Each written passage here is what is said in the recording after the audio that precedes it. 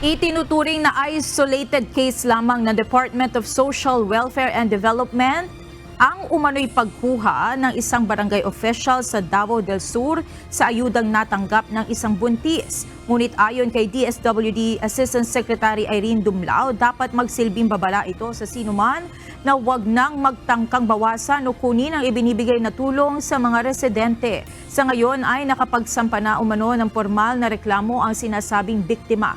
Hinikayat din ng ahensya ang sinumang may kaparehong karanasan na lumapit sa kanila upang matulungan. Tayo ay nakapag-sumite na ng ating joint affidavit para sa pagsasampa nga ng kaso laban sa barangay officials sa Davao na allegedly ay nag-withhold ng cash grant na ating pong ipinamahagi sa ating pong identified beneficiary. Ito yung kaso na paglabag sa Republic Act 3019, yung Anti-Graft and Corrupt Practices Act, and of course, any appropriate criminal charges batay na rin doon sa isinumiting salaysay ng ating pong beneficiary.